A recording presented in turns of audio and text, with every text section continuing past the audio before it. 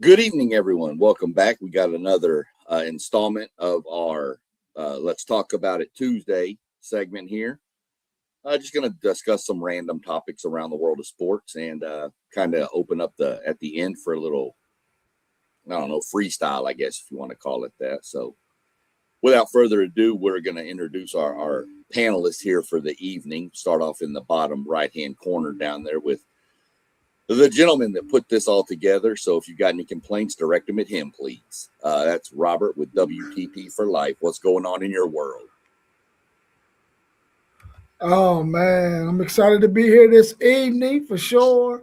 Ready to talk on Tuesday. I mean, this is my third stream since I got back from vacation, so I'm starting to get back into the swing of things again. Glad to be here this evening. Good to see everybody on the screen tonight. Of course. It's good to have you back from vacation. I know I had mine a week before yours or so, and they're nice, but you kind of get out of the rhythm of doing these podcasts when that goes on. So we'll jump up above him right there. We'll see the man with all the decor on the wall with the headphones on up in the top right. That would be our boy Mossberg of Level Up Sport 10. What's going on over there? Man, feeling pretty good, man. Can't complain. Blessed, thankful, ready to get into it, man. I feel like it's been a vacation for me as well. I'm busy, just ready to get back into the swing of things, being here every day, try to make it on every show possible. Definitely early in the week, I will be here from now on, man. It's just good to see everybody as well. Good to see you too. And then over in the bottom left-hand corner with the P on the hat down there, we got our man who tells he keeps it real over in the state of Indiana. Post game, what's going on over there? Man, it is all good. Excited to be on with y'all once again. I'm trying to get Rob to show me what he do to go on those fabulous vacations, man, but he being stingy. So, I'm going to keep working on it. Yes, sir. I feel you, man. My vacation sometimes turn into more work, I think, and Rob over there just turned everybody off and said, I'm out. So I'll give him credit for it. But without further ado, we'll jump into some of the stuff we got going here tonight. First off, last night was the WNBA draft. Kind of curious y'all's thoughts if you kind of paid attention, if you looked at it, if you I know some of y'all probably looked at it a lot closer than I did, but you always hear this question. If after looking at it and giving your thoughts, who do you think won the draft? And we're going to drop down and start over with post game on this one. We're going to let post game rattle off first on this one. Well, interesting draft, fellas. I thought a lot of teams did very well. The shock to me was the Minnesota Lynx, who's arguably the second best team in the WNBA next to the Vegas Aces. Probably the second best player in the league, having Nafisha Collier. But they end up with Olivia Miles. And if anybody out there has been watching the podcast, to add a point guard like that with the passing skills, the vision, to me, she's a female Magic Johnson. I know that's high praise, but y'all going to see what I see. But for the second best team in the WNBA to add a point guard like Olivia Miles, I thought they absolutely hit it out the park. I personally wouldn't have been mad if she went first overall. I think she's that good. But another thing was with the first pick, the Wings take AZ Fudd. Now, keep in mind, they already have Arike Gumbawale and Paige Beckers. So essentially what they're doing is they're rolling out a 3-guard set, which could be, that could transform the game. When you think about teams with the Golden State Warriors with the Splash Brothers, and then you think about the Wings with the names I just mentioned, that could transcend the game of women's basketball with that perimeter shooting. I thought Seattle did well with they had multiple picks throughout the 3 rounds. They got a lot of good players. So I felt like it was a few teams who did very well. Agree. real quick before we move on, I got to highlight the comment that came in. We got somebody named Roblox Edits is in the chat. Told them, hey, welcome. But our boy Doug decided to jump in with, he said UCLA won the draft. Yeah. 5 players drafted or something, right, in the first round. Yeah. So I had to give a quick shout out to our boy Doug. Jump up to you, Moss. I saw you shaking your head when I asked the question, so we'll let you jump on in and get your take out. Yeah, I agree. And I'm going to go over to the Washington Mystics. Talk about a couple of those UCLA women that they was able to snag in bets. And Angelic is one Take Zay's special ladies that he like on that UCLA team that he talk about in bets and parlay polls that he like as well. I think the way that they went to this draft, they got a bit of every position. They got a wing, they got a guard, they got a center. They built, and not just to win now, and they built them for the future. That way, if anything that goes on when it comes to contracts, I think this Washington Mystics team is a team to watch. And you got to remember, they were building things and competing with teams like Seattle, New York. I believe at the time the Minnesota Lynx, they were battling at that time to be one of those perennial teams. And they had dealt with some injuries, in that organization. I think now getting this draft with a Cody as well added, I didn't forget to mention her name, I'm sorry, with Cassandra and then Roy Harmon from Texas. I think this Mystics team, they draft the starting 5. But they really could come at you in different ways. They for sure got a bench, and I think they could be a team that we think we should put on watch this year to see what they could do. Yeah, that draft last night, man, it was a phenomenal draft. You're thinking about 3 rounds, 15 picks a piece in each round.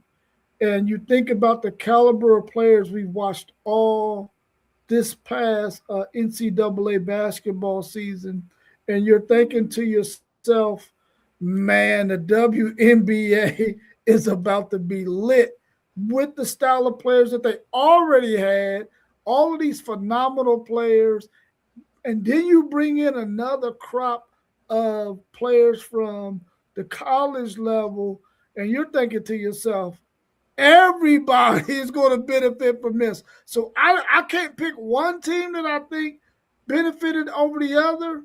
But when you saw that first pick and you saw them take the young lady from UConn, Fudd, you knew for a fact that they were going to be institute the 3-guard offense. And many of us talked about who we thought they would pick with that first pick. And we thought they would get a big because we already thought their backcourt was solidified. Yeah. And then they go pull that stunt on you, man, which sends a message to the rest of the league. You better get ready for this 3-guard offense we about to throw at you. Because all 3 of them, they can ball, bro. And I think all the teams had an opportunity to do some great drafting, and they all did. So I don't think there's any winners, any losers. I think the WNBA won as a whole. Yeah, I'll agree. Like I said, it's not one of the sports I keep up with closely, but I do kind of keep up with it a little bit. And, of course, all my other favorite teams are in the Dallas-Fort Worth area, so I kind of take the Wings as a team. And, you can't go wrong if you stack a roster with people from UConn. I don't think you're going to build a bad team if you do that. So, they've been coached well, so they know how the grind goes, and we're going to see where it leads. I mean, it'd be good to see that team kind of step it up a little bit. They had a couple years ago, they were pretty good, and then they've just kind of fallen off and fallen flat. So we'll see where they go.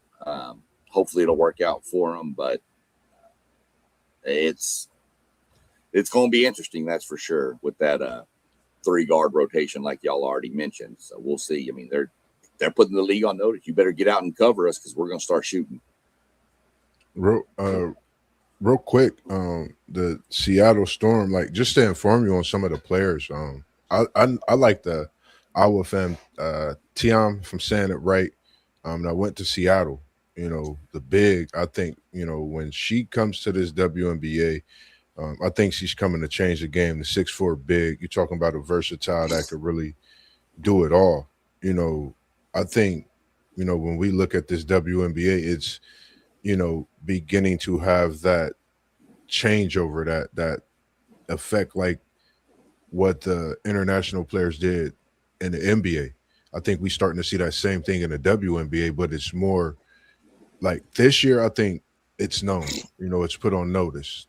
The quality picks that they went in this WNBA, but the talent is there. So I think when it comes to the WNBA, I think we're in for a great season. If you don't watch it, I'm telling you, this next couple of weeks, you might want to tune in to that opening day, because I think we're going to start to see some rivalry matchups, one-on-one type of matchups, where we see, a mentality in some of these players we haven't seen in the past few years to get that back. And we seen the veterans at the WNBA draft and how they spoke on the talent that we have that's coming in and for the years to come as well.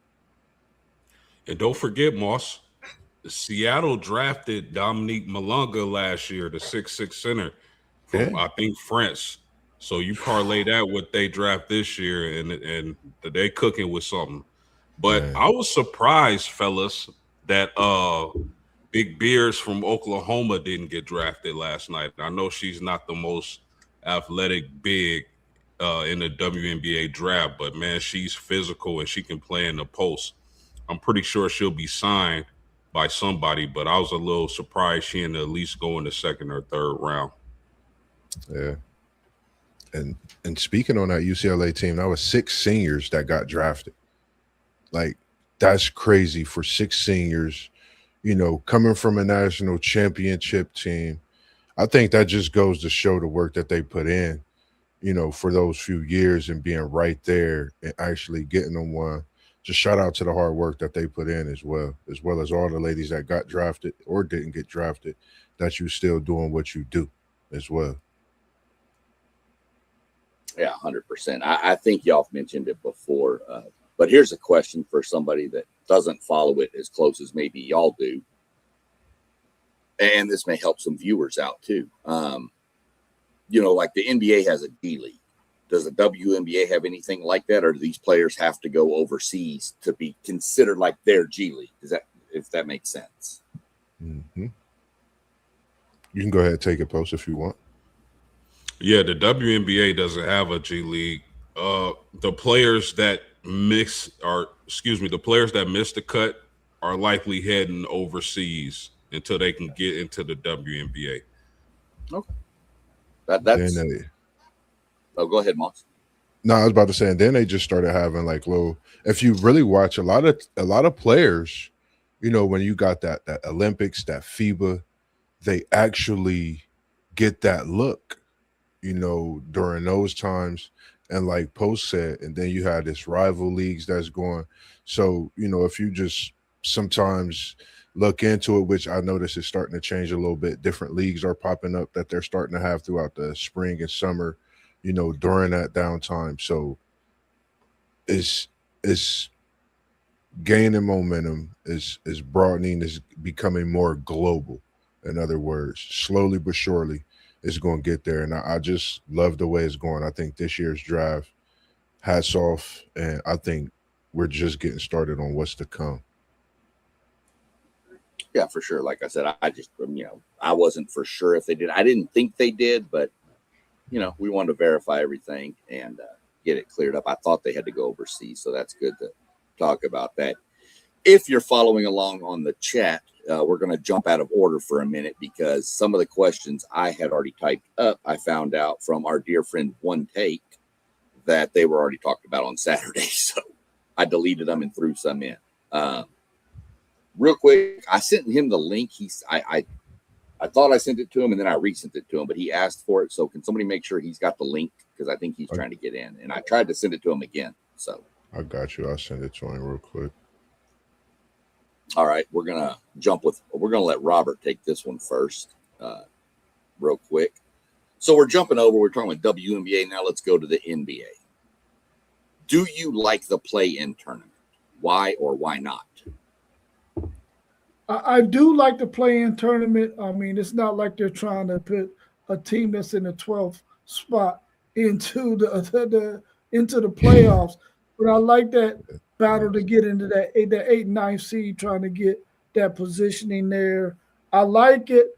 I feel like it adds another level of competitiveness in the NBA, gives us another thing that the NBA fans can look forward to, especially if your team is right there at that bubble spot of making the playoffs. You want to see them have an opportunity to play a play-in game to get that spot. So I like it. I like the thrill of it, and I hope that they can find some other things, maybe not when it comes to the playoffs, but some other things in the NBA that makes it a lot more interesting.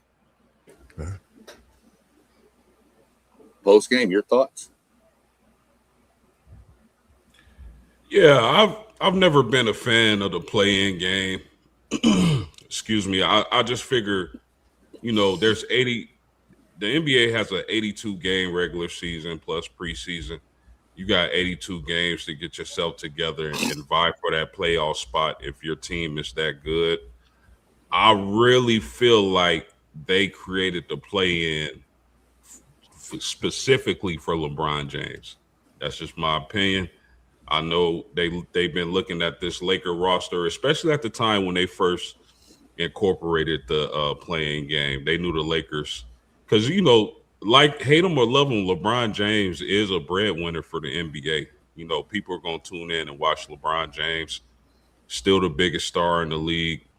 Whatever your feelings is about him, people going to watch. So I felt like they created that to keep him involved in postseason play. But I'm not a fan of the play-in games. I feel like you got 82 games to do what you need to do, and that should be that.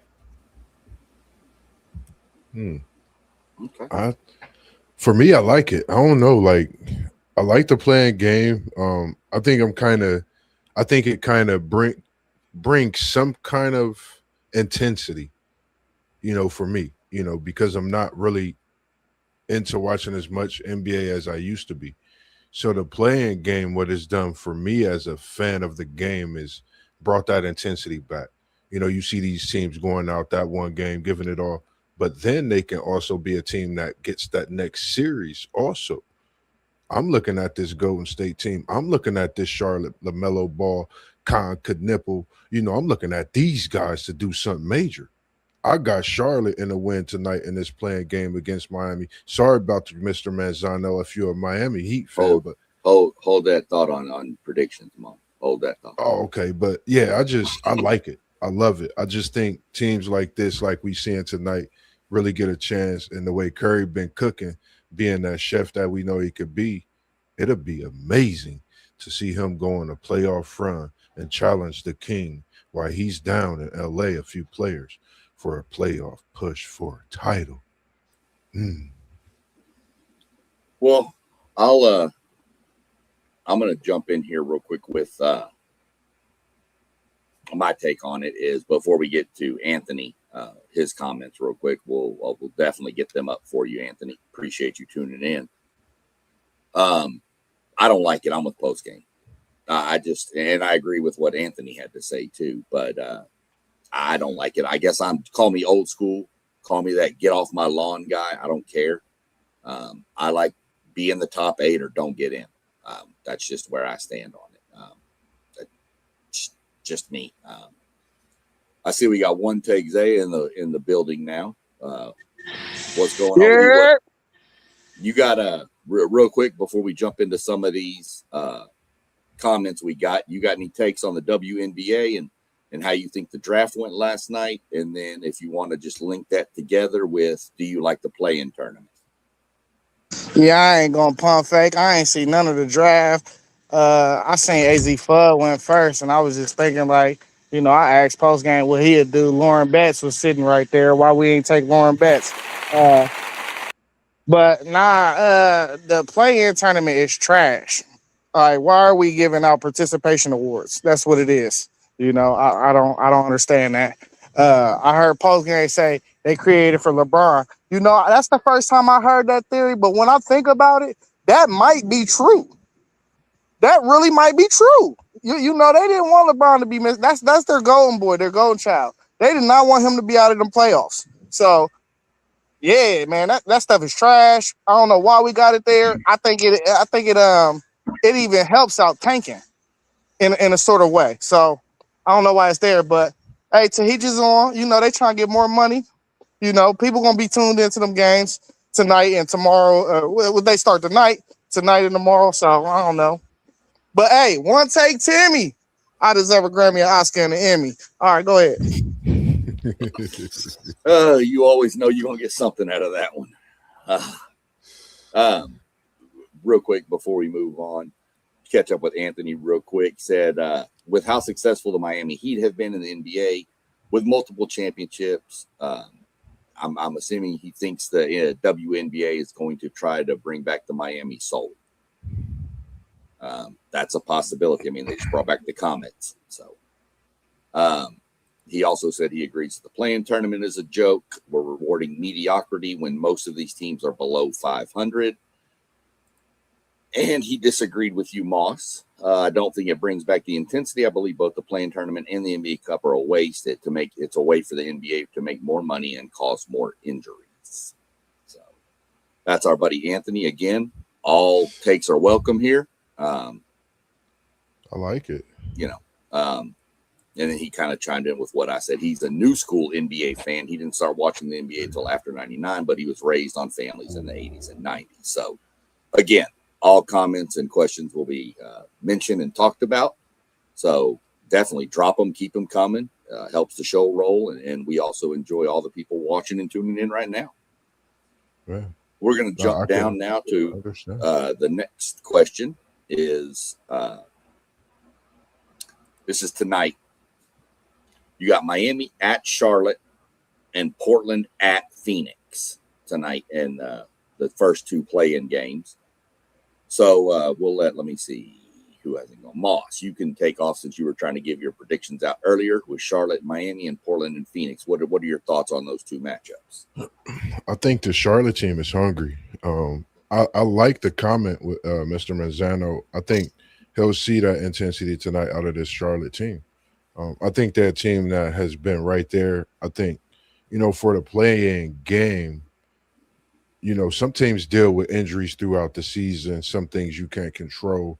I think it gives opportunity as well, but I'm going with Charlotte tonight at home over Miami. Portland is going to be a scary team in this game against Phoenix. If they get the opportunity to win this game against Phoenix, trust me, they're going to take it. But Phoenix at home can be tough, especially with the playoffs on the line. I'm going to be the wild guy that I am. I'm going with Charlotte at home, but I'm going to take Portland on the road. Okay. One take. You got any? What do you want to give in on it?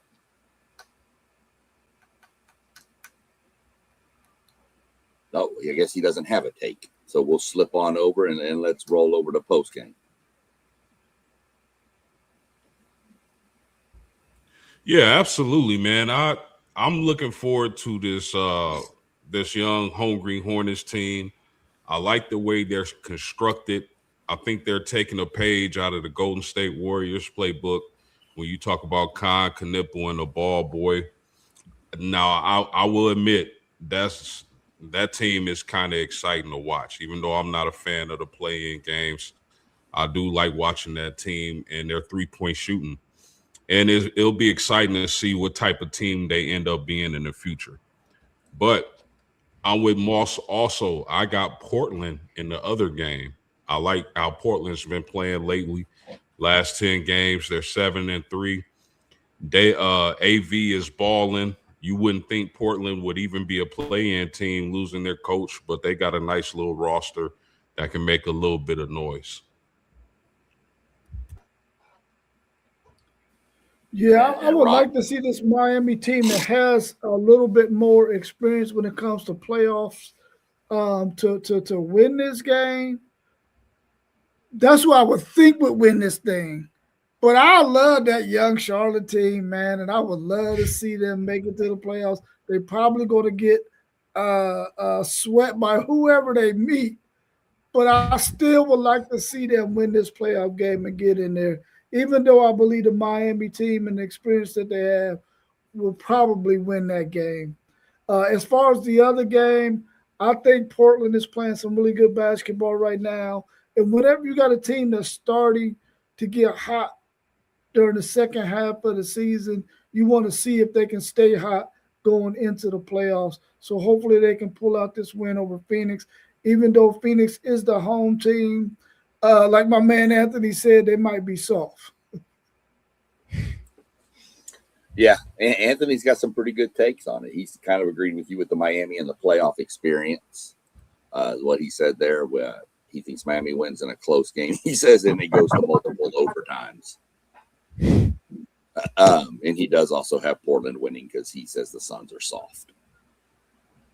Zay, you ready? Still don't know if he's ready. He at work. Yeah.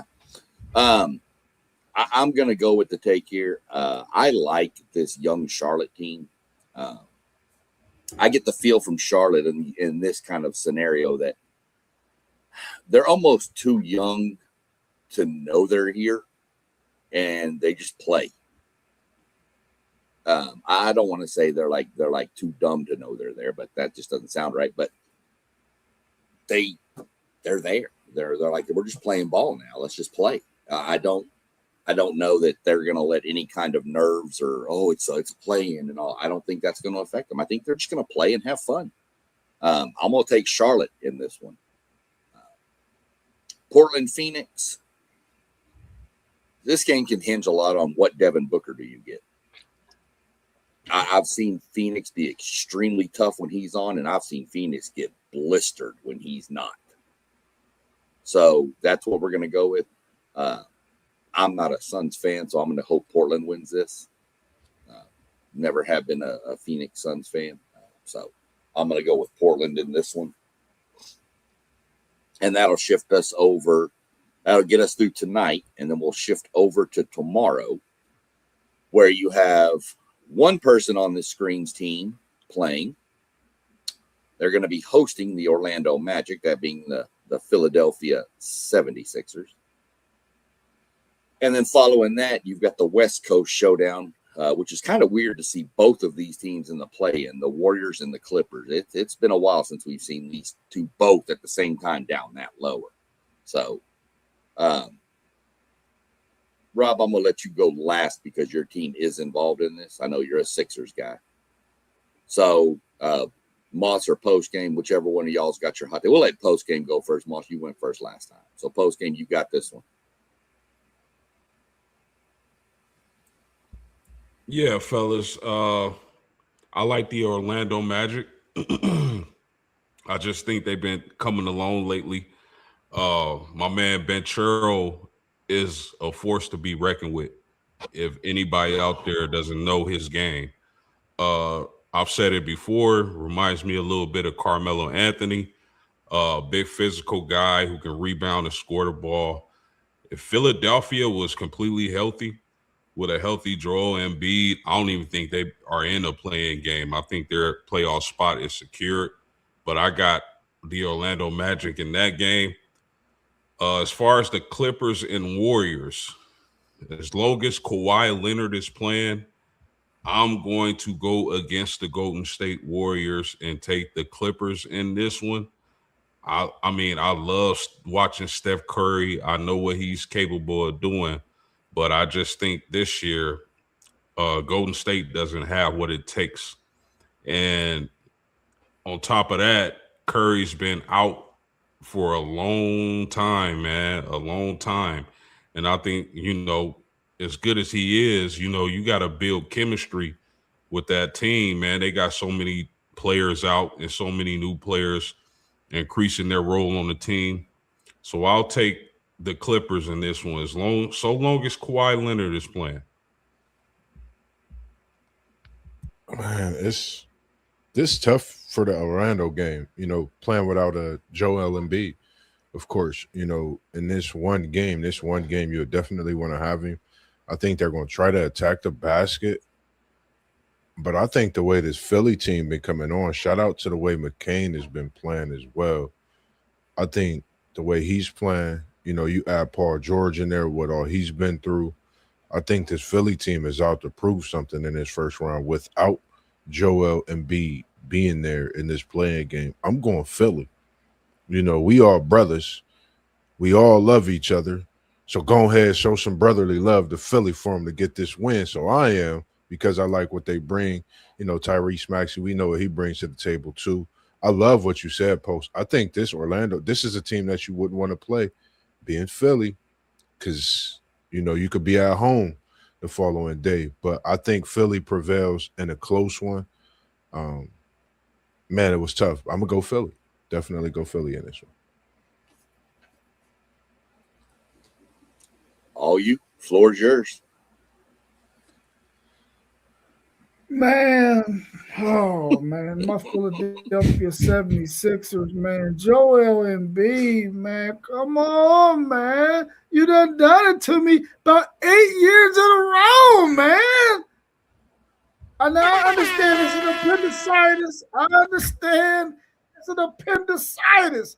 You had no control over that, nor did you have control over any of those other injuries either. But, man, listen, dude, you got to be the worst luck having player in the NBA.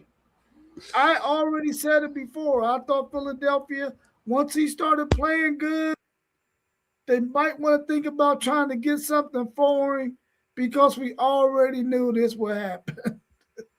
But I'm going with my Philadelphia 76ers because they're my team and I need them to win it. But without Embiid, it's going to be very, very difficult. As far as the Warriors and the Clippers, I mean, how can you go against Steph Curry? Everybody wants to see Steph Curry. How is he, 38 years old or whatever, playing in the playoffs again? I think they missed the playoffs last year, if I ain't mistaken, or he was hurt and they went out early in the first round. So we definitely want to see Steph Curry in this playoff. So let's go Golden State Warriors. Let's go Philadelphia 76ers.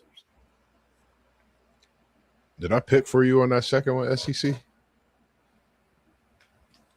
Give me Curry, man. Of course, man. It's playoff time. Remember. Yeah. I'm going Curry. We'll jump into our boy. We got to keep up with our boy. Our boy Anthony B. He got some fingers, man. That dude be typing. He's typing like paragraphs. He put old William Shakespeare to shame over here. He's just going. He's got Orlando. He says the same thing about Philadelphia that he did with Phoenix. They're soft. And he's got Golden State because he feels the Clippers are soft. And then he has another comment here. Philadelphia, if they've blown, even though they're at home, they've been known to blow home playoff games over the past few years. And then our boy Zay said he got too much work going on, but he's got Charlotte, the new Splash Brothers, and Portland moving on there. So kind of where I sit is I'm leaning Orlando. I like Pablo Banchero. Yes, sir. I like him. I like his game. Didn't like him much when he was at Duke, just because he seemed to always beat teams I liked. But I know that'll make one certain lady not happy with me, but that's all right. So I'm going with Orlando. And I'm going to agree. I know it's odd for me in postgame to agree. Sarcasm for those. Go watch some old shows. I'm going with the Clippers. I've had enough of Steph Curry in the playoffs. It's time for him to go on. Let's get some. I like Kawhi to lead the Clippers to victory in that game. So now we're going to scroll back up to the top, and this is where y'all will be able to follow along. That closes out our WNBA and NBA discussion. So now jump in. This has been full effect. We've had some players sign. Looking at the transfer portal, any of your teams signed anybody? that of note is there's somebody you're keeping an eye on for your team? Just kind of go around your teams. I know y'all got a pretty big sign over there at BYU. That's still your team, right, Moss? Yes, sir. I ain't going nowhere. Ever since AJ arrived, next year it could be Washington State, or I don't know what we're doing. It's BYU, AJ. Okay. I've literally had like of all teams, like I used to watch BYU. Even growing up being a Kentucky fan, like I'm a basketball, I soak it up. So BYU was a team I always watch.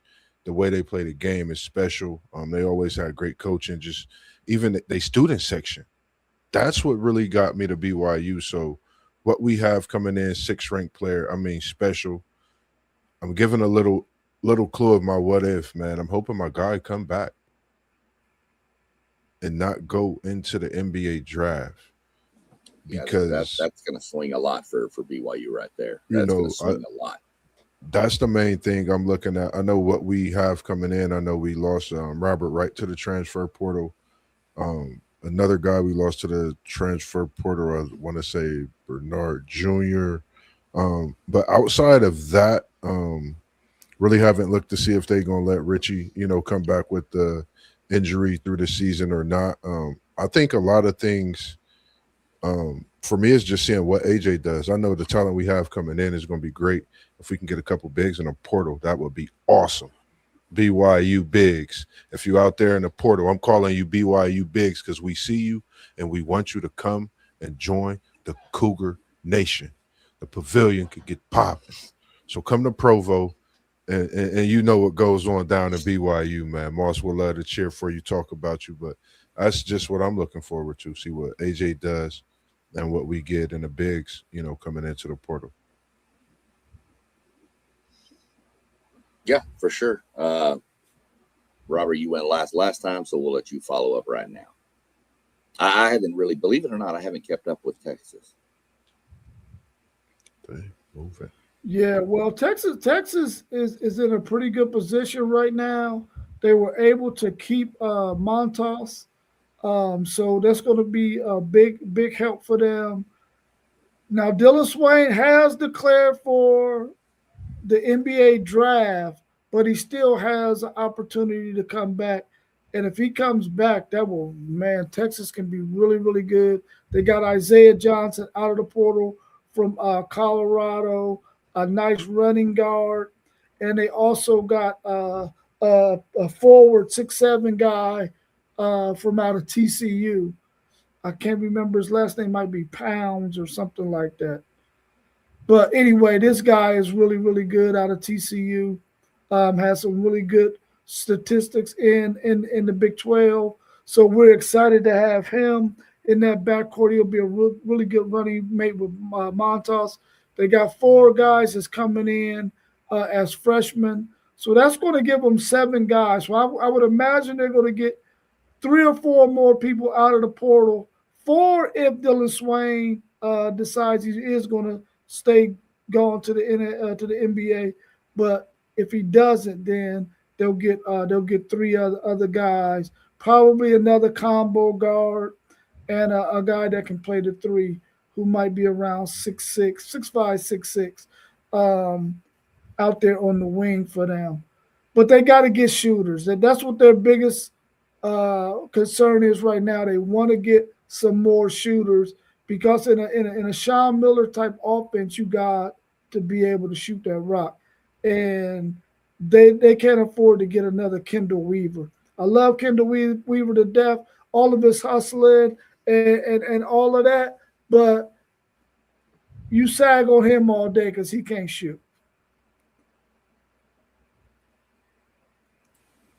Post, well, what you got going? I mean, Yeah, I mean, the team that's been on fire for me has been the Indiana Hoosiers. I mean, this is such a different era of college sports with the NIL and transfer portal, man. You can literally build a juggernaut overnight. I mean, first of all, them getting former Notre Dame point guard Marcus Burton, a guy who led the ACC conference in scoring his sophomore year. That was a huge get, and shout out to him, man. He deserves it.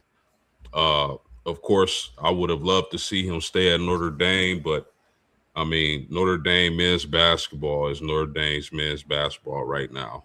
I'm not expecting too much from them, but key additions, man. Jaden Mustafa from Georgia Tech, Darren Harris from Duke.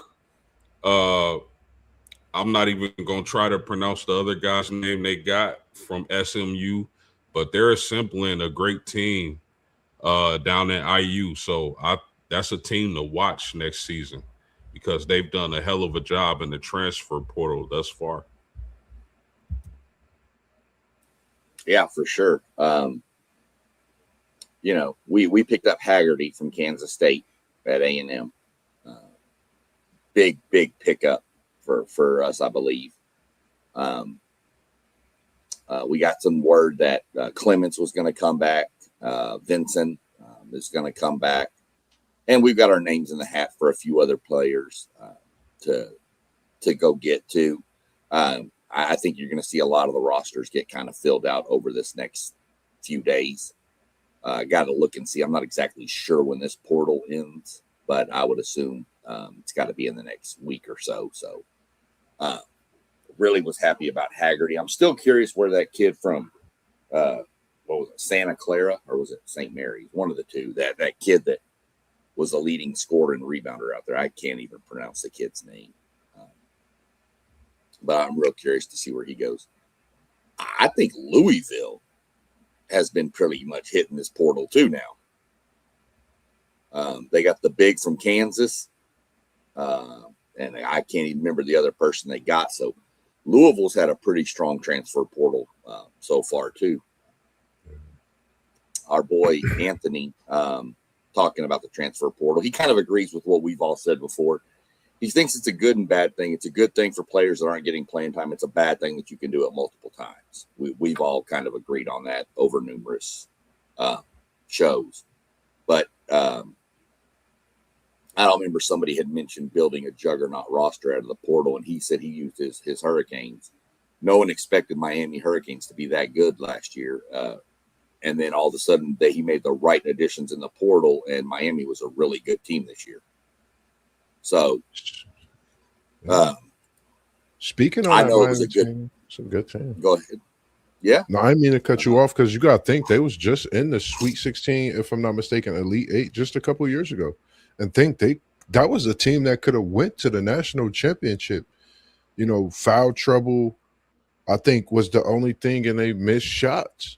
I like that Miami team. I was rooting them on. I like the players they had. So, yeah, it was good to see what they did with the portal. I think the portal was special for college basketball. We seeing players we don't get to see. A lot of people not talking about Blackwell from Wisconsin. I think he messed around and get a spot at a Duke, a North Carolina, one of these blue blood schools. And I still have my thoughts on North Carolina being a blue blood with what they've been going through and dealing with. And who knows, Michigan might pull a hat trick and do what they did in the portal. I mean, with what they have coming back, I think this portal was special on the college basketball side, whereas we had so much craziness on the football side.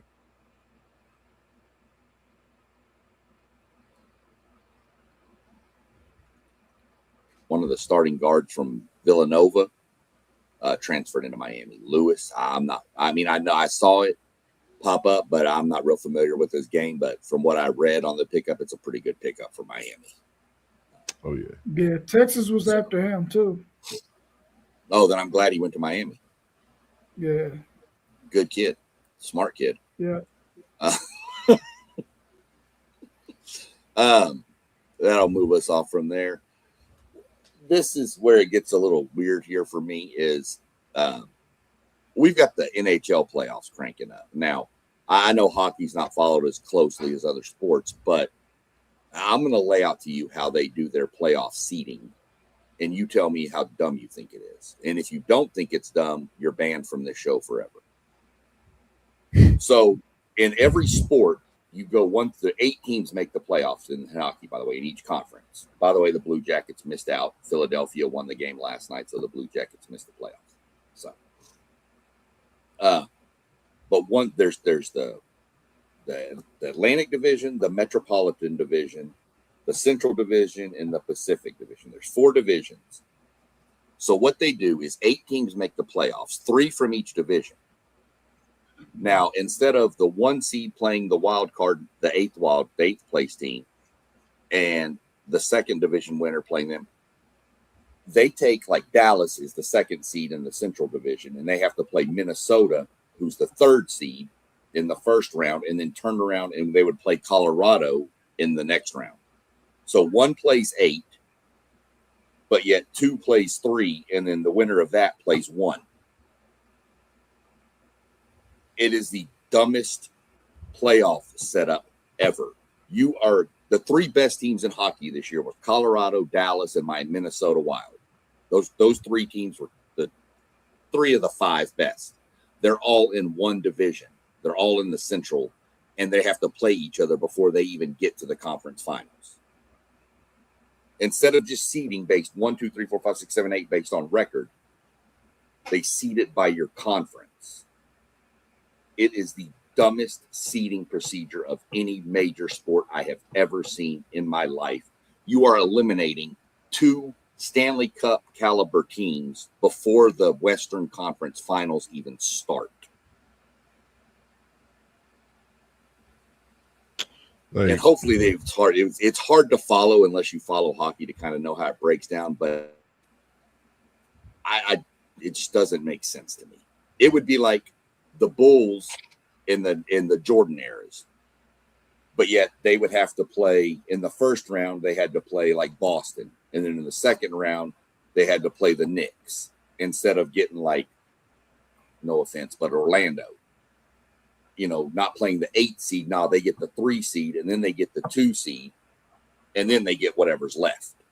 That's kind of what it would be like. So, looking at the standings, what I'm trying to figure out is why is a team with, okay, I'm looking at it different now. Okay, like, I know it's by the points too. Right. Well, but yeah. So if you're looking at the standings, let me pull up my hockey standings real quick. If you're looking at them and you go to standings, if you hit the little tab, if you're on ESPN, the little tab says wild card under standings. If you click that, you'll then see you got the Atlantic, the Metropolitan, and then the 2 wild cards. And then you have the Central and the Pacific, and then the 2 wild cards. You can actually hit playoff. Well, they haven't filled in their bracket yet because it's not set yet. But if you look, Colorado has 117 points. Dallas has 110. And Carolina in the Eastern Conference has 111. And Minnesota has 102. There's 3 teams in one division that are going to eliminate all but one. Dallas, Colorado, or Minnesota are going to be eliminated in the Western Conference semifinals. One of those teams will make it out of that. But yet you've got teams like Vegas, Edmonton, and Anaheim who all have 93 points or less. And one of those teams is also going to be in the Western Conference final. So you're eliminating 2 of your best teams in the first 2 rounds of the playoffs. That's if they lose, though, right? But they're playing each other, and they're the 3 best teams, so they're very evenly matched anyway. I don't know. I think it brings – I think you just got to have your hockey helmet on and be ready to play. It's different because of the point system and everything, how they do it, but I don't know. Like, yeah, they've changed it a couple times as well, but I don't know. I've been kind of used to how they do what they do personally, so I just think one thing I know in hockey, they got to come out and they got to give it they all. That's why they call it the Stanley Cup playoffs. Like, it's called the NBA Finals. I think, right.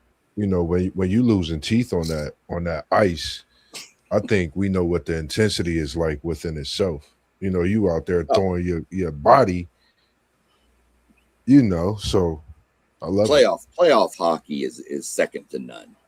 I'll tell you that. Playoff hockey is second to none.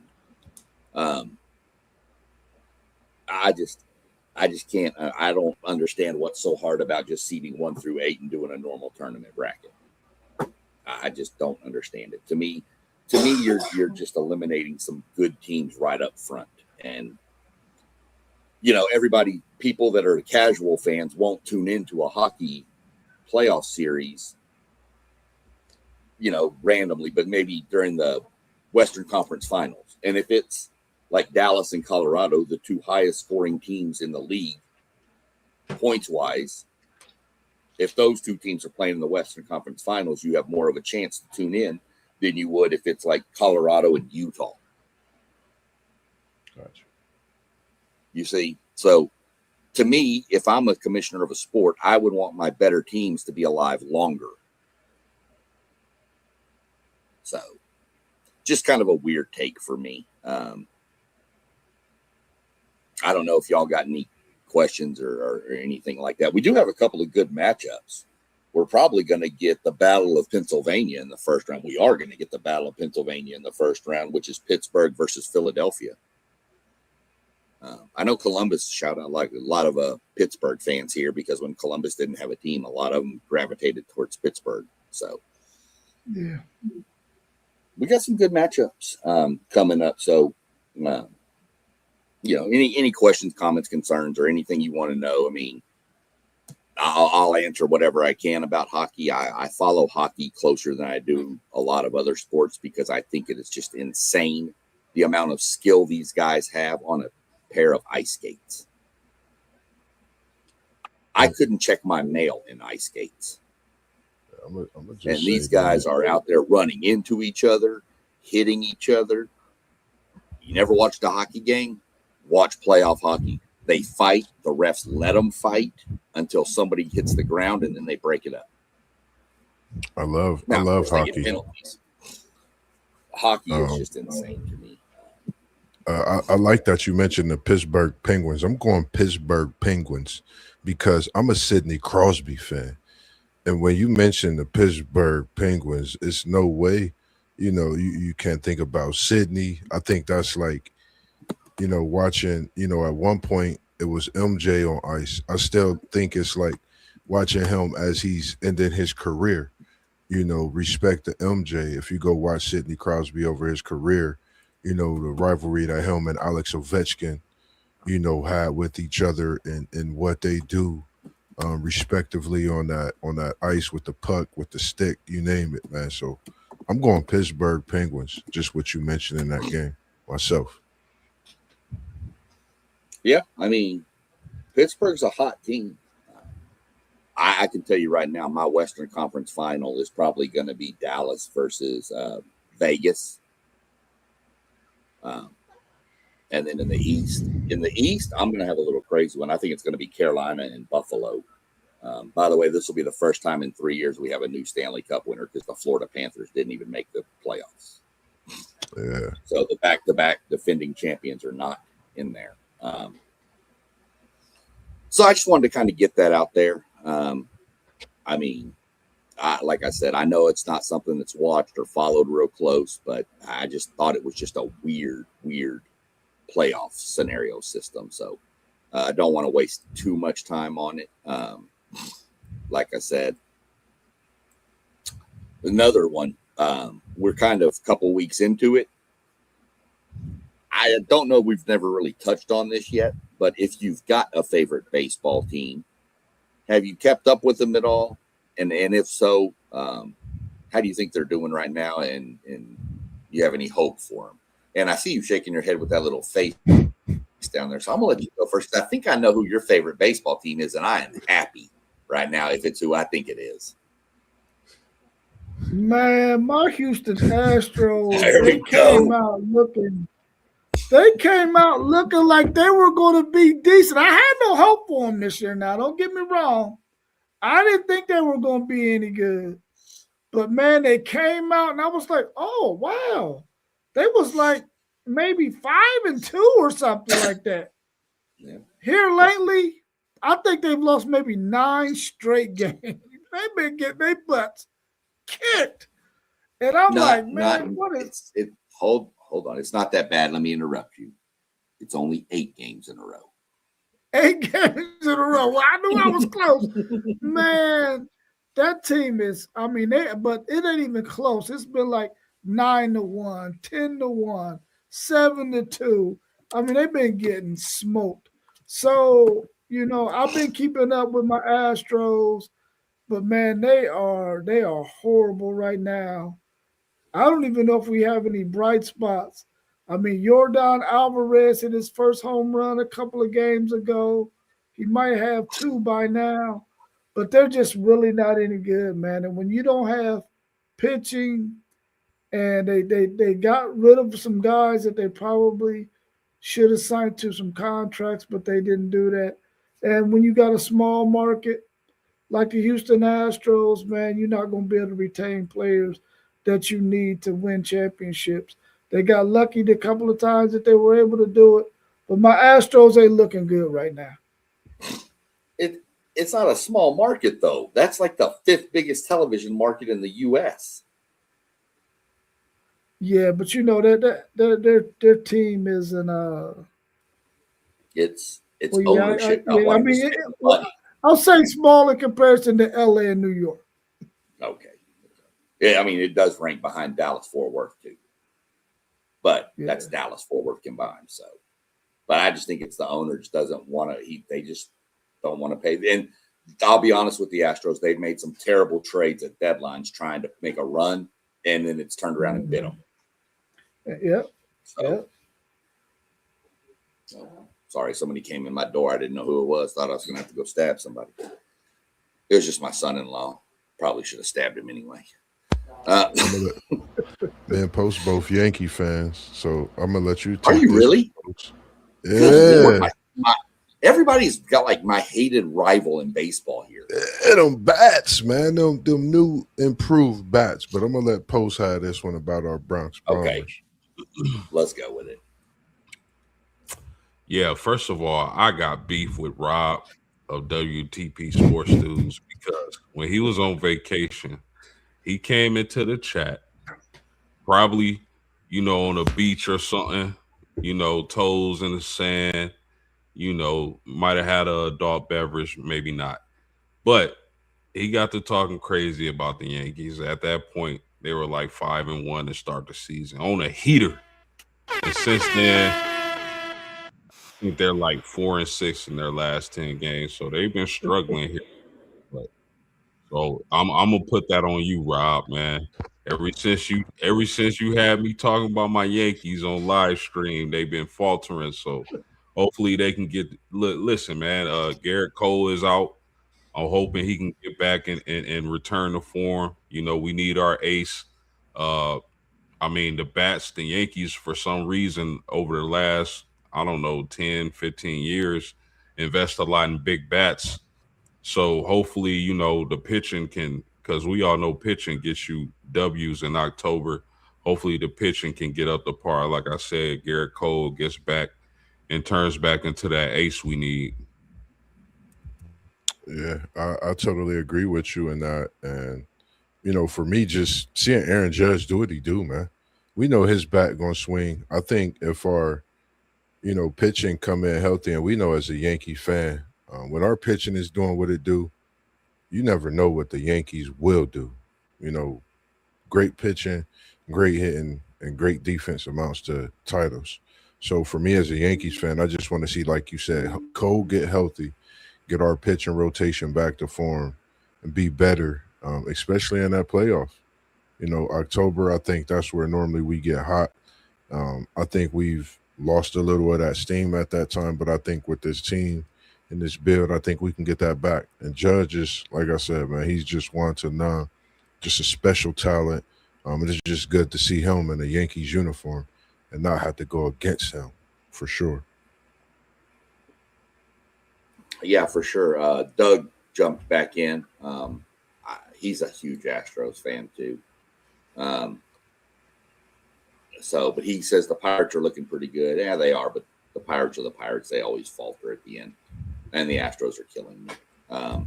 Anthony says my Marlins are doing pretty well, for sure. We'll see how they hold up too.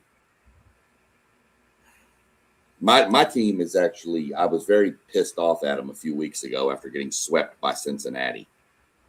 But then they turned around and swept Seattle. Lost 2 of 3 to the Dodgers, but I mean, that's to be kind of expected, I think.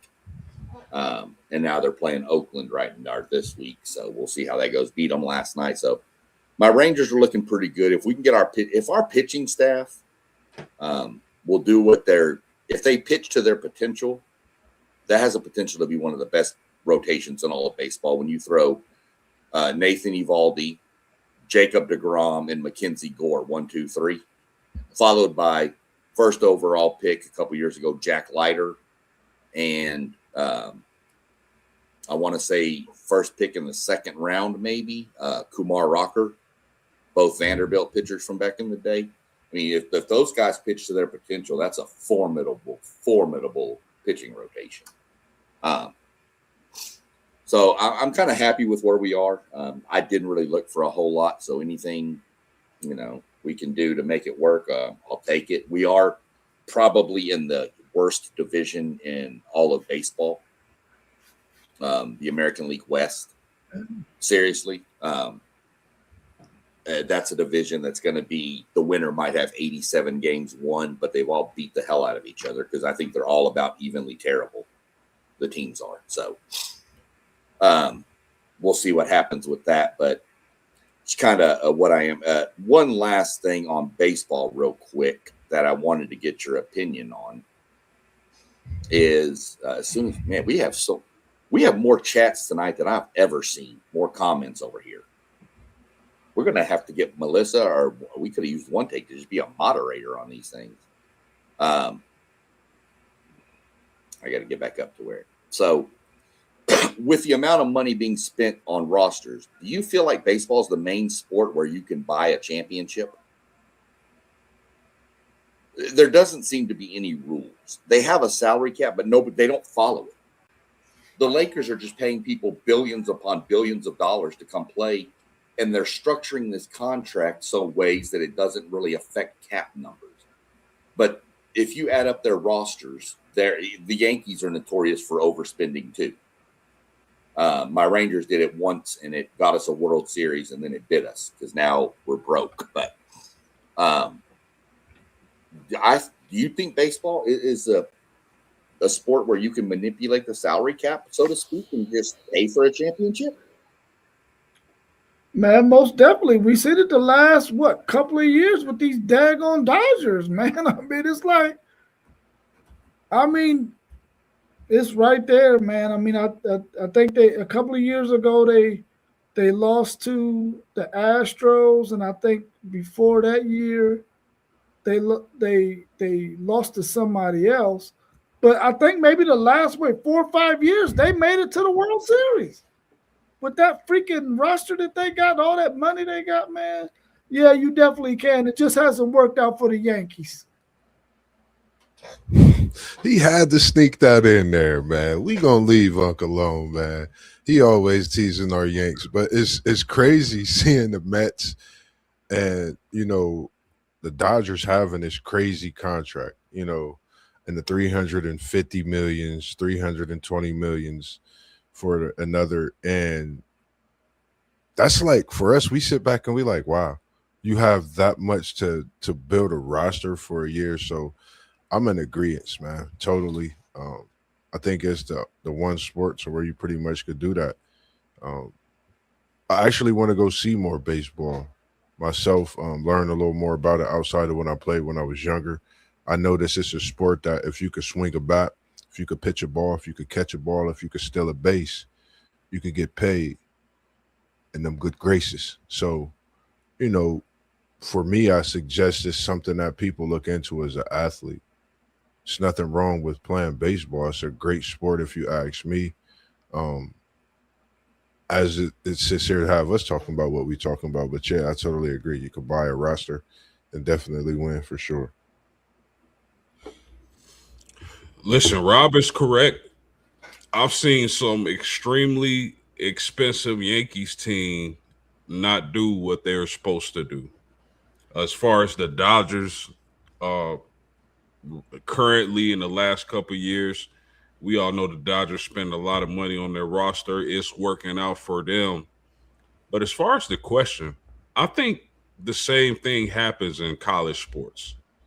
The teams that are willing to spend big on their rosters normally have success in the season. You think about Michigan. I thought, Michigan had a great team coming into the season. Didn't know it'd be that great. They spent a lot of money on their roster. Uh the Hoosiers with Mark Cuban, sugar daddy in that program. They won a championship. Right. So I think I do agree that the MLB might be the best example, but throughout sports, period, normally the team that spends the most money on their roster is going to have a lot of success. Yeah, very true. I mean, I agree. Like I said, it doesn't always lead to championships, but here lately it seems like it does. The Rangers went out and spent $500 million that year to get Marcus Semien and Corey Seager. And then they spent a lot of other money and traded stuff and won a title in 2023. So, but then, like I said, it kind of fell apart, and now they're trying to figure out how to get more money to make the roster build back up. So it just seems like your Dodgers, your Yankees, your Red Sox, they just seem to always dig into that pocket a little deeper than other teams and pull out some extra cash. So we'll see what happens. Our buddy Anthony did mention that he's hearing a report that there could be something coming down the pipeline for the Yankees to pick up Sandy Alcantara from the Miami Marlins. And that would be huge for New York and a terrible loss for Miami. If Miami's off to such a good start, that would just be brutal to that team. So we'll have to keep an eye on that. That's just what he's given us with his report. Before we jump into anything else, we're going to hit the last topic I had. We're sitting a little bit over an hour, so we'll kind of run through this pretty quick. We've touched on it before, but we're winding it down. We got spring football winding down.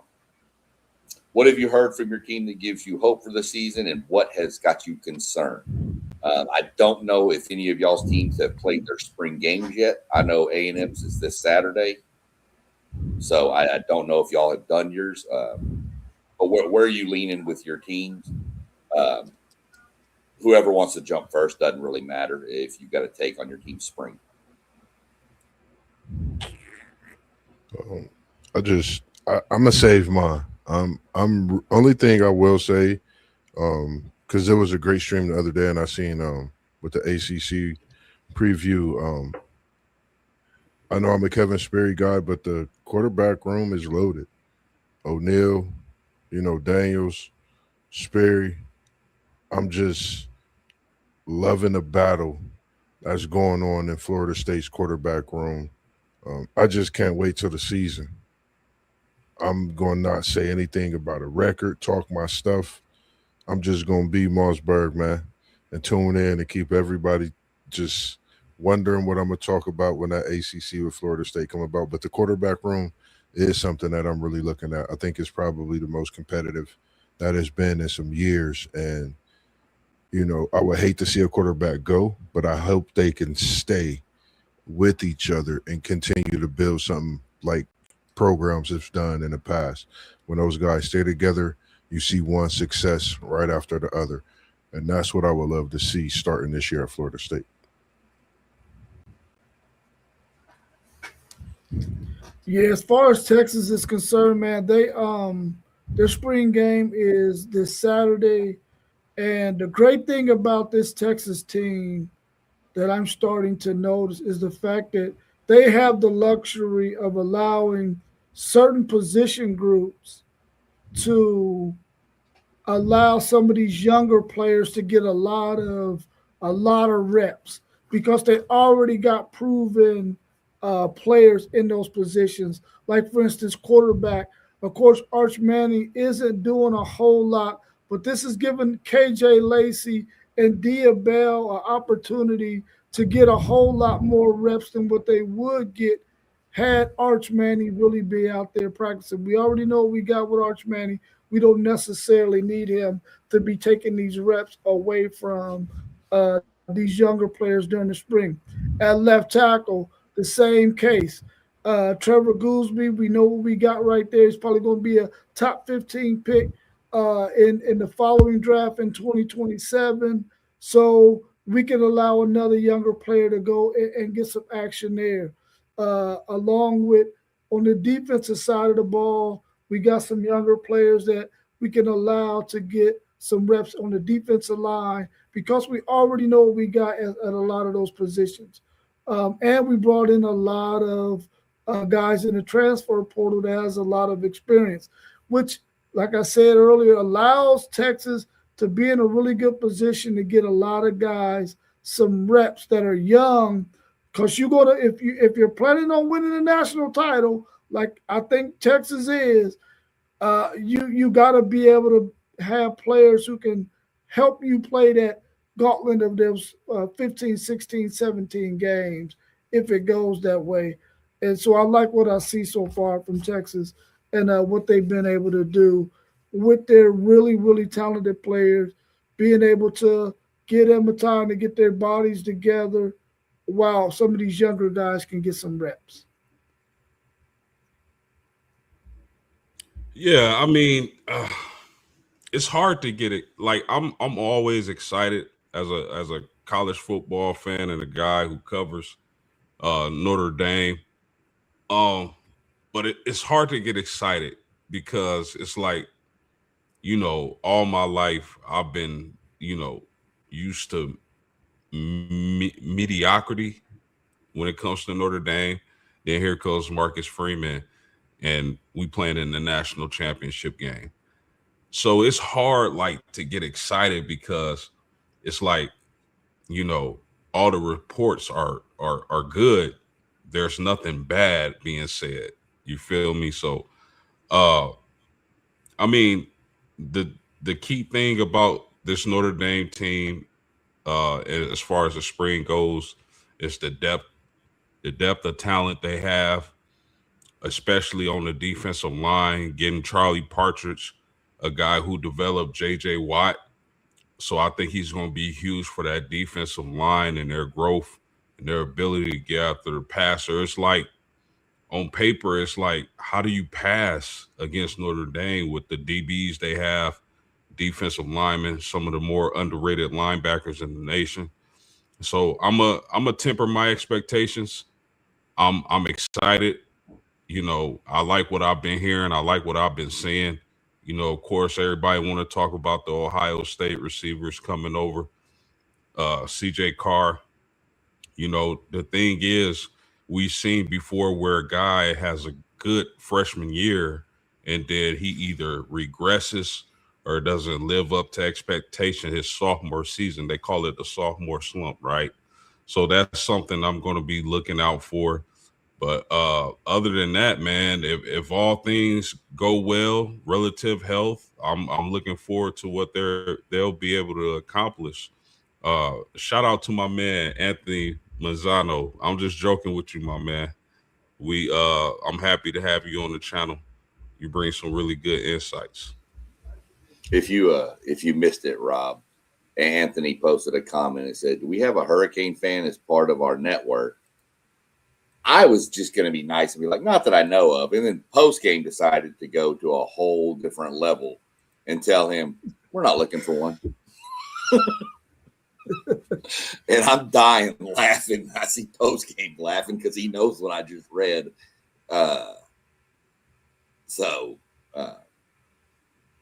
Yeah. Moss, your boy Doug chimed in with your Longhorns and said that the three freshman linebackers have been showing out. Atkinson from Georgia, the kid from Langham Creek, a high school down there by us in Houston, and Rocky Cummings from Cali, he said, has been showing out. And he Moss, sure your has. boy Anthony here, this is why you probably don't like him. He said, can you trust Norvell not to screw it up?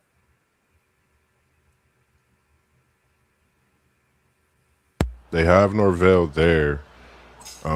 So I'm not gonna say anything, against what I just said, when it comes to Florida State this season. I'm of course optimistic. I think this is a great battle we got coming in. I like, Jaden O'Neal is one of his guys that he brought in. I just want to see it back to what I know it is. Everybody knowing you talk about Florida State, what Florida State football is, what it can be, the program itself. You could argue with me all day and we could debate it. We got two arguably of the greatest playmakers ever to touch the field in college football history. Peter Warrick and Prime, but that's a whole nother conversation. But when it comes to Norvell, I'm a trust him. You don't have him at Florida State, which we know is a very prestigious school, a blue blood. You don't keep him there as hot as his seat has been. I think this is a do or die season when it comes to it overall. That's just my opinion. I think I'm gonna say it's a do or die season for Norvell. That's just it. Moss, how like what does that look like?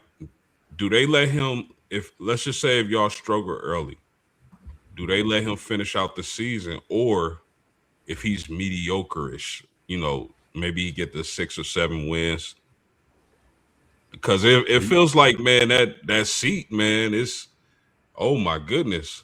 It's covered in gasoline, bro. Listen, I'm rocking. If I'm Norvell, I'm like this every week, and I'm like this when the game comes.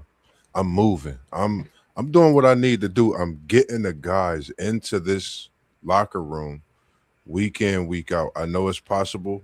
I know everybody's schedules get busy. I'm going all in. That's Cleveland Cavaliers' motto is all in. We're going all in this year at Florida State. I think that's the only way you have to combat what's been going on at Florida State. If we lose early post game, if we get the November post game and we have 3 to 4 losses, Norvell will not be there in that rivalry game. I'm not for sure if it's in the Swamp or if it's in Doak Campbell, but mark my words, because y'all making me start to get antsy and start cooking up and get it going. But I'm gonna say it's do or die still. But he have to get Florida State, get this monkey. I don't know what it is. I still feel like it's the hangover, from not putting Prime in that place, having that situation and whatever. These type of things can happen in sports. When you don't do certain things, it could follow you. But I don't know. Bro, speaking of Prime, fellas, is he on the hot seat? Is his seat hotter than Norvell's? Ooh.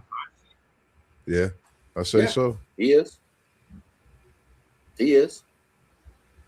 I mean, I'm not going to say that they've turned the burner up all the way up on high yet, but I promise you it's above low. It's starting to percolate a little bit. So I hate to say this to anybody that might be a Buffalo fan out there, a Colorado Buffalo fan, but being that it's Colorado probably buys him at least a little bit longer of a leash than most other places would. He wouldn't have this leash in Alabama. I can tell you that. Yeah, because it's like the economics of the situation. Yeah. And shout out to Manzano being in here, and I feel what he's saying. When Florida State, man, we show love to everybody, man. Hurricanes that came through Doak Campbell, we done went through and put the Hurricane to sleep. You know how it go when that rivalry comes. So, shout out to your boy Fletcher Jr. coming back. Shout out to Malachi Tony, your Miami Hurricanes. And shout out to Mensa, who y'all got. Y'all may unleash something special and go on another run and hold it down in the ACC. I don't know, but I know you looking towards that Miami-Florida State game, and it's got a lot of implications this season. Good to see you, Anthony. Here, continue to follow along with us. I put a link in the chat where you see WTP for life. That was a preview of Miami's schedule last year with our boy Justin Geiger, who lives here in Columbus. He's from Miami though, but he just happens to live here in Columbus, Ohio. So check that out. And then when we get closer to the season and we doing our previews, we would definitely like to have you on to do the Miami Hurricane preview if you would like to. Just make sure you stay in contact with us so we can make that happen. Let me go find his comment real quick. Which one, Anthony? Which one was it? You talking about the one with the TV markets? You talking about the one about the TV markets? Is that the one you're asking about, Anthony? While you answer that, I'll run through mine real quick. I think this A&M team has got more depth than we've ever had on both sides of the ball.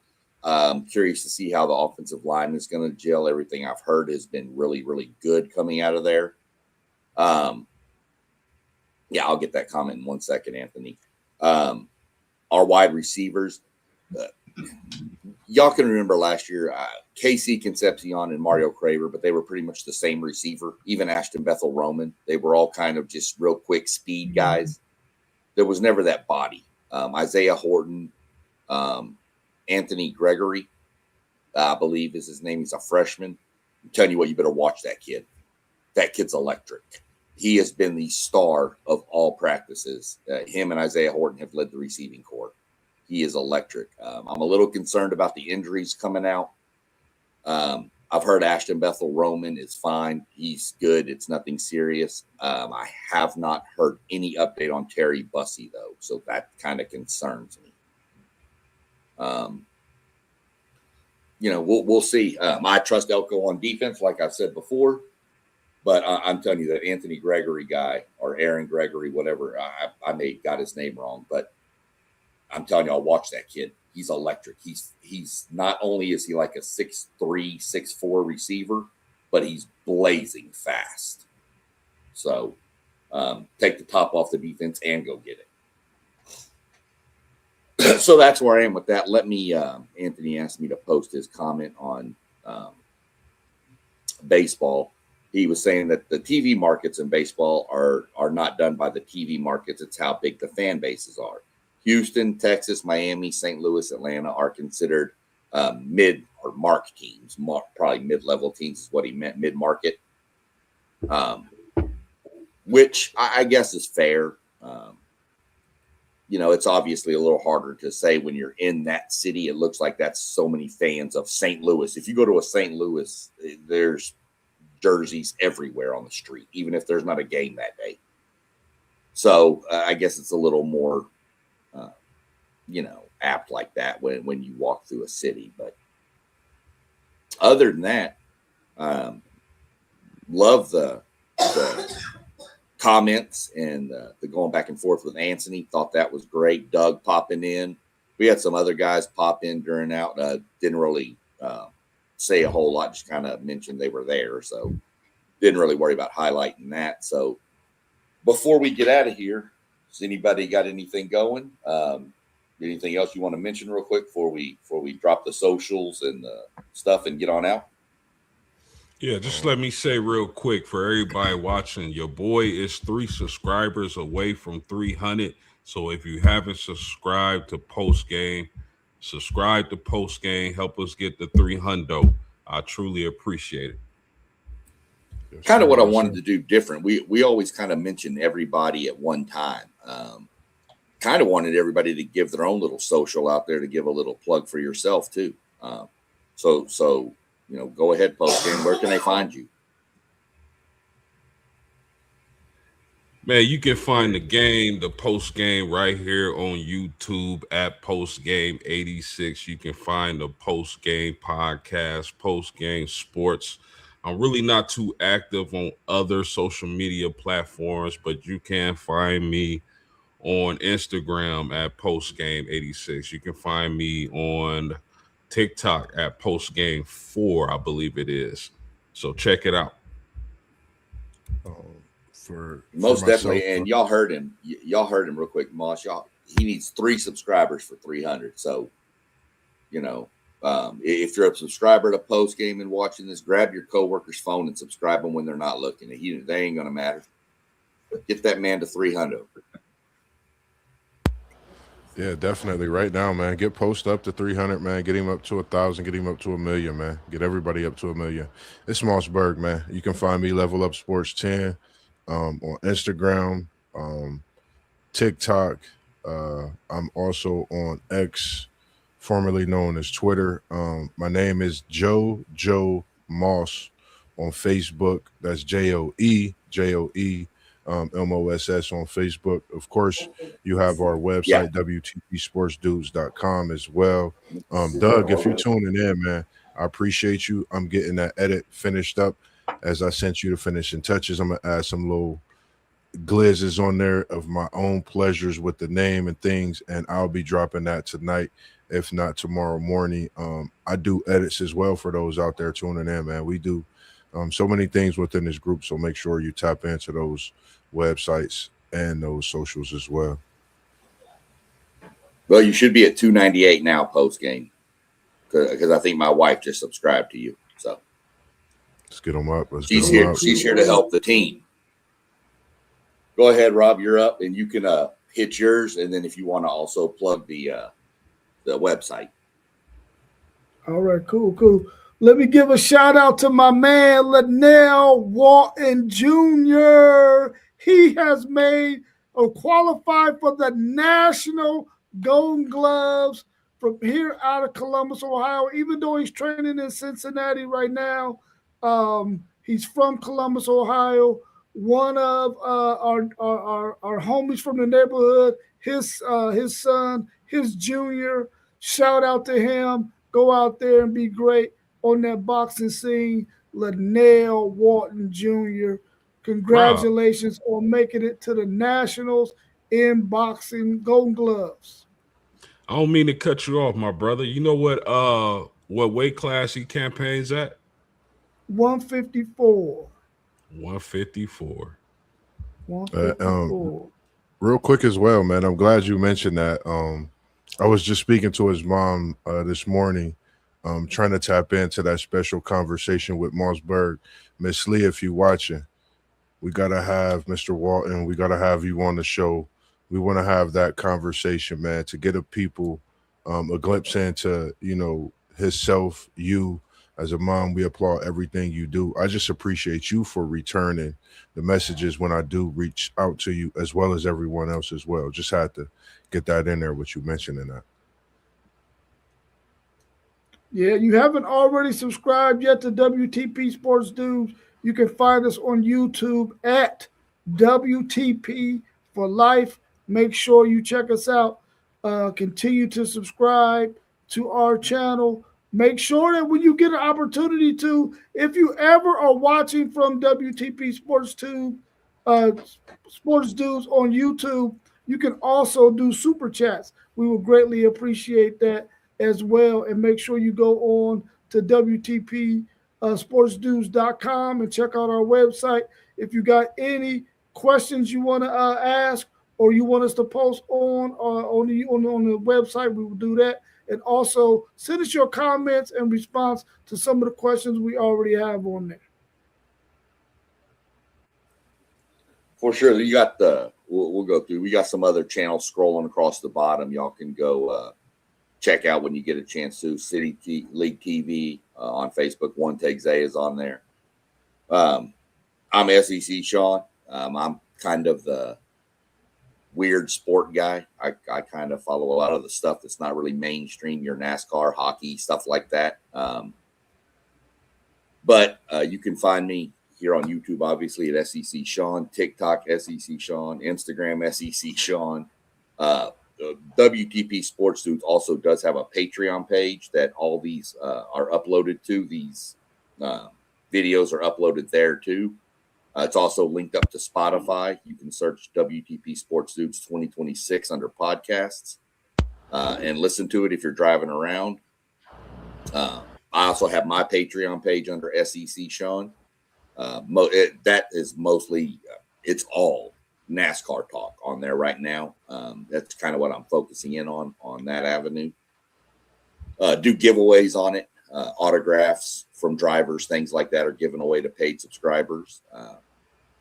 And again, we get some paid subscribers on our WTP Sports Dudes page, and we'll work on giving some stuff away there too. Hopefully we can get rid of some of that stuff off Moss's wall to help him clean up, but we'll see about that. Nah, man, that's that Ohio State, man. First game. You see, I got the Waffle House menu up there. That's that Waffle House menu for them good eats, but it's not the newest menu. But I did get a menu, you know. I'll be snapping. That's the Mambo over there. That's Joey Speaking Burrow of Waffle House, I got a little Waffle House story for you. We were coming back from the birthday party up in Delaware for my granddaughter Sunday, and one of my guys who used to work for me had come, and he was driving home, and he texted me, and he goes, "Hey, somebody just got pulled out of the Waffle House on a stretcher." And I said, "What?" He said, "And it ain't even 2 a.m." Wow. So, you know I'm not there no more. Especially if I wonder if it was the one in Marysville or no, it was the one. It was the one right here off 23. It's that one. Wow. That's the one we drove right past. So yeah, that's Worthington. It'd be you know, hopefully everything was all right, man. So that's where you can find all of us. I'll run through real quick. I know, Moss, you're going tomorrow with your What If, right? Yes, sir. What If Wednesday? Part we doing? Part 4? Part 4 tomorrow? I think so. Yes, sir. Post, you're going on Thursday with we gonna do Respect It or Check It, or are you doing a mock? Yeah, I haven't. I'm not 100% sure as of right now, because I kind of want to do a final mock where we all can be there. You know, it just makes it better. I know, some people work or whatever the case may be. So I'm gonna see. I haven't decided yet. I know one thing, Jed does want you to do the mock on Saturday morning. If you get in contact with him, he's gonna reach out to you too. If you want to do it on Saturday morning. Yeah, that would be perfect, because it gives us a chance for us all to be there and participate in a mock, which would make for a better mock draft. I know it's gonna be tough for me because I'll be cooking again. I know I'll be cooking PTO the whole month of May. Yeah, PTO, the whole month of May with PTO, KT's bro. Eat, man. Was that a cough? Was that a cough I heard, Moss? Is it? Shout out to KT's Good Eats, man. The birds, man, keeping me employed. Through this time of me really figuring some things out. Really, locked in on what we do, man. I really, have dreams about us doing something that we, don't see right now. I really, have so many things to where it's just constantly in my brain. And I think, chances, I know they say chances make champions. You got, there's rewards and risk. It's just a lot of different things that I've heard and know has been, wisdom. So, I'm that guy. I'm willing to sacrifice, for the better when it comes to something that I love doing. And I love what we do. So you definitely going to see a lot more conversations coming from Mossberg. I apologize if I get in anybody's way at a time, but you may see a conversation pop up at noon. You may see one pop up at 4. I'll definitely let everybody know, but I think right now is a time for us, myself personally, to put everything that I've been doing to work, and behind the scenes. So that's what I'm trying to do and bring that to the people for sure. Yeah, for sure. And then, so that's going to be Thursday. And obviously you heard Saturday we'll be going on. What time are we going Saturday? Is it 9, 9:45, 10? What are we doing? Yeah. 10. Okay. 10 a.m. on Saturday. Friday, I don't think we have anything lined up yet. I know I'll be going live Saturday evening after qualifying and everything goes to do my previews for the race weekend. And then Sunday, we're back on it. Is Sunday still 10 or is it 9 now? It's 9. Okay, so Sunday at 9 a.m. So we got something for you pretty much every day of the week. We're going to work something in on Friday, too, to give y'all the content y'all want, deserve, and need. Other than that, if nobody's got anything else, we're going to step on out for the evening and call it and wrap it up. So, Yes, sir. As we We good? always do, All man. right. We was in the As we building always- and we out. peace. Peace.